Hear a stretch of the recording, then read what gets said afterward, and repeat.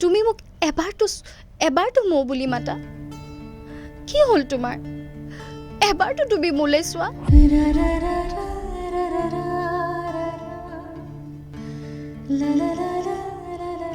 মোৰ ৰৈ বিনালে থাকিব লাগিব কিন্তু মোৰ বিৰাট সপোনৰ ছবি এখন দিলো মোৰ তোমাকে ছায়া যেতিয়া স্ক্ৰিপ্টখন আগবঢ়াই দিছিলে মই তেতিয়া গম পাইছিলোঁ যে মোৰ নামটো মৌ and I was shocked এতিয়া সেই তেওঁ কান্দা বুলি শুনিলে মানে সেইটো পটককে হজম কৰিব নোৱাৰো জুবিন গাৰ্গৰ এই যেনেকৈ তুমি ক'লা যে হস্পিটেলৰ বেডত জুবিন গাৰ্গক দেখা কথাটো কেতিয়াও ভাবিব নোৱাৰি মই এতিয়া অন্ধ মই কিন্তু এতিয়া একো নেদেখোঁ আৰু দাদাই নিজেই কৈছিলে যে এই কেৰেক্টাৰটোৰ পৰা মই ওলাই যাম আৰু লাহে লাহে ৰৈ ৰৈ বিনালে ৰৈ ৰৈ বিনালে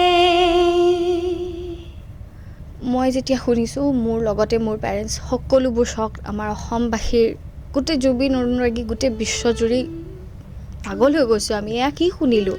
দাদা যিহেতুকে ৰজা আছিলে বৌ সদায় ৰাণীৰ নিচিনাই জীয়াই থাকিব আমাৰ লগত বৌয়ে গোটেই মানে